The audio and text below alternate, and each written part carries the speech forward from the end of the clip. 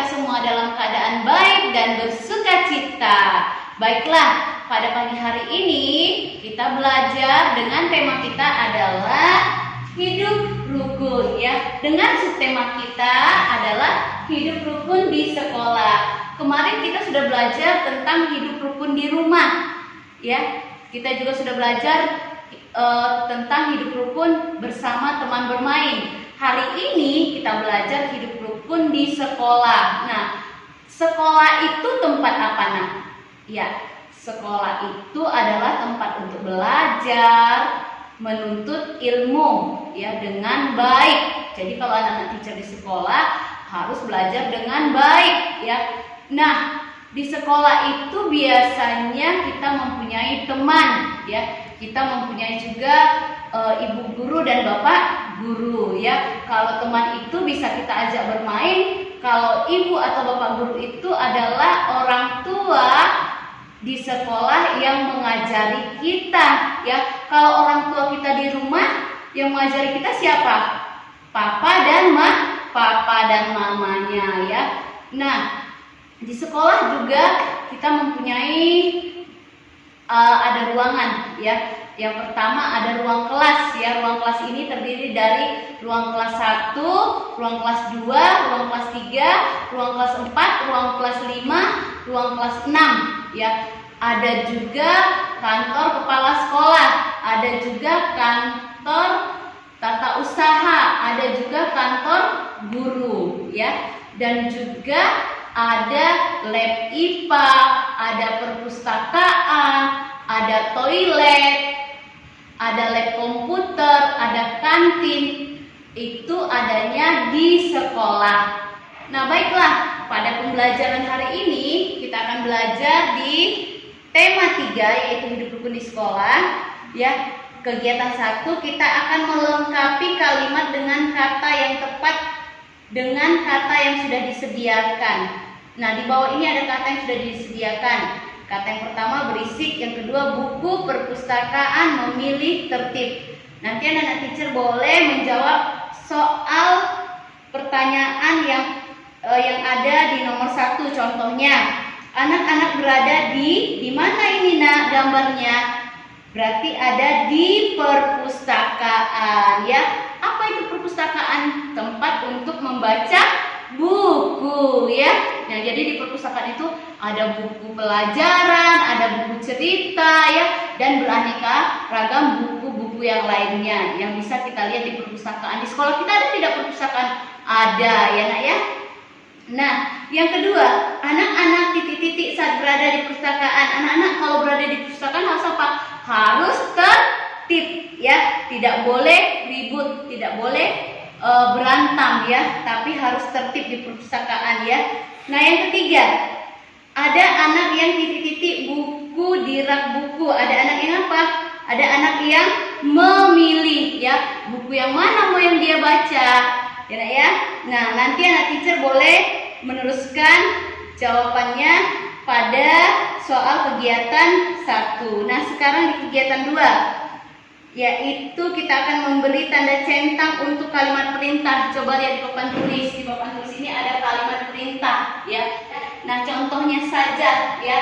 Jagalah ketertiban di perpustakaan. Ya, tadi kita sudah belajar tentang perpustakaan. Berarti kita harus menjaga ketertiban di perpustakaan. Yang kedua, siramlah halaman ini agar tidak layu. Itu juga termasuk kalimat perintah. Yang ketiga, buanglah kulit pisang itu ke tempat sampah. Itu juga termasuk kalimat perintah ya. Nah, di sini di buku paket bagian B halaman 41 ada juga kalimat perintah dari nomor 1 sampai nomor 10 ya. Yang pertama tadi, jagalah ketertiban di perpustakaan. Berarti kalau betul ini yang merupakan kalimat perintah, anak-anak teacher boleh memberi tanda centang. Yang kedua, tunjukkanlah kartu anggota perpustakaan pada petugas. Ya, ini termasuk kalimat perintah atau tidak? Ya, nanti boleh anak-anak teacher menjawab pertanyaan dari nomor 2 sampai nomor 10. Baiklah, kita akan membuka lagi pembelajaran kita pada halaman 42, yaitu kita akan menjumlahkan dengan cara bersusun panjang. Ya, di depan di papan tulis ada penjumlahan dengan cara bersusun panjang. Ya, ini yang berapa nak? 235 ditambah 152. Ya, jadi seperti ini. Ya, ini penjumlahan cara bersusun panjang. Yang pertama 235 152. Berarti ini jadi 200 ditambah 30 ditambah 5. Yang di bawahnya 100 ditambah 50 ditambah 2. Baru tanda tambah. Kita tambahkan ya. Satuan sama satuan, puluhan sama puluhan, ratusan sama ratusan ditambah. 5 ditambah 2 berapa? 7 ya nak ya. 0 ditambah 0, 0. 3 ditambah 5, 8. Tanda tambah lagi. 0 ditambah 0, 0. 0 ditambah 0, 0. 2 ditambah 1, 3. Berarti sama dengan 300. Ambil yang mana ratusan? Puluhannya berapa? 80 ditambah satuannya 7. Berarti hasilnya adalah 387 ya. Oke, untuk nomor yang kedua. Nomor 2 164 ditambah 323 sama seperti contoh nomor 1 ya. Nah ya, 100 ditambah 60 ditambah 4. Yang keduanya 300 ditambah 20 ditambah 3. Kasih garis ditambah. Oke, satuan tambah satuan, puluhan puluhan, ratusan ratusan. Kita tambah. 4 ditambah 3, 7. Anda tambah. 0 ditambah 0, 0. 6 ditambah 2, 8. Anda tambah lagi. 0 ditambah 0, 0. 0 ditambah 0, 0. 1 ditambah 3, 4. Sekarang kita gabungkan menjadi 487. Ini adalah penjumlahan dengan cara bersusun panjang. Nanti anak-anak teacher juga boleh mengerjakan latihannya di kegiatan 2 di bagian A dari nomor 1 sampai nomor 5. Ya, karena nomor 1-nya ini sudah ada contohnya ya, nah, jadi tidak usah dihitung. Nanti anak-anak teacher boleh mengerjakannya dengan baik. Baiklah, sekarang yang bagian B kita akan menjumlahkan dengan cara bersusun pendek. Tadi bersusun panjang, sekarang bersusun pendek. Penjumlahan cara bersusun pendek. Diperhatikan teacher nomor 1 ya. Ada juga di papan tulis teacher kasih contoh. 154 ditambah 244. Kita tambahkan. Ingat, ratusan, puluhan, satuan kita harus tahu. Berarti kita nambah dari apa nak? Dari ratusan? Tidak ya. Dari puluhan? Tidak. Dari satu satuan dulu ya. 4 ditambah 4, 8. 5 ditambah 4, 9. 1 ditambah 2, 3. Berapa hasilnya? 398. Ini hasilnya ya. Nomor 2, contohnya lagi. 264 ditambah 325. Sama seperti tadi, kita menambah dari satu satuan. 4 ditambah 5, 9. 6 ditambah 2, 8. 2 ditambah 3, 5. Berarti berapa hasilnya? 589. Sama ya. Nah, ya. Yang nomor 4 yang belum diisi ya. 342 ditambah 123. Kita tambahkan 2 ditambah 3, 5. 4 ditambah 2, 6. 3 ditambah 1, 4. 465. Kita tulis 465.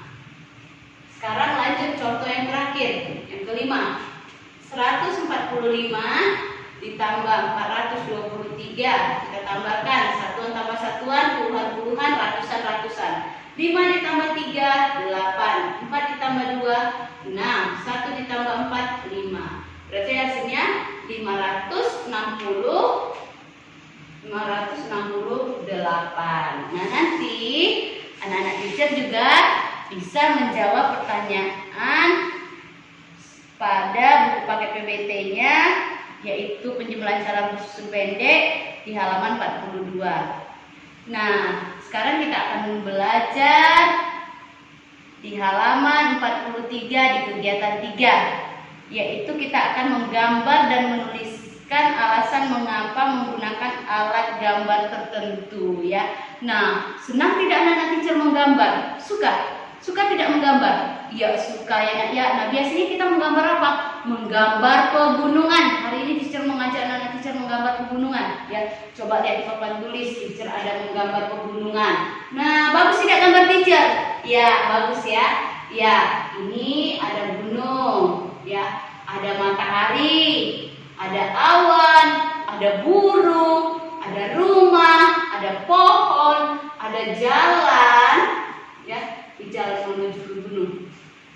Ada rumah lagi, ada sawah ya. Nah, nanti anak-anak teacher boleh membuat gambar sesuai keinginannya nah ya. Misalnya anak-anak teacher mau gambar, pegunungan sama seperti teacher, boleh digambar ya. Dan setelah digambar, biasanya supaya gambarnya itu indah harus diapain nak? Harus diberi pensil warna ya nak ya, supaya apa? Supaya indah ya. Dan juga harus mengetahui ya warna-warna itu berfungsi untuk apa. Contoh nih ya, mau menggambar misalnya pohon. Nah, pohon itu mempunyai batang. Batangnya itu diberi warna coklat. Kalau daunnya warna hijau. Jangan pula nanti anak-anak teacher kasih nanti pohonnya nanti warna hitam ya. Pernah tidak melihat pohon warna hitam? Tidak pernah, karena yang jadi harus tahu juga nanti supaya apa? Supaya enak dilihat di pandang mata ya saya ya. Ada juga di pertanyaan yang ke B ya, melengkapi pertanyaan yang ada di bawah ini ya. Contohnya, aku mewarnai gambarku dengan menggunakan apa tadi? Menggunakan apa? Misalnya pensil warna. Tulislah di sini pensil warna. Terus alasanku mewarnai gambar menggunakan misalnya pensil warna adalah supaya gambarnya kelihatan indah dan menarik. Nah, nanti boleh anak-anak teacher ya kerjakan halaman 43. Nah, tugas hari ini adalah mengerjakan buku paket PBT-nya dari halaman 41, 42 dan 43 ya. Nah, mungkin sampai di situ pembelajaran kita pada pagi hari ini. Semoga bermanfaat. Tuhan Yesus memberkati.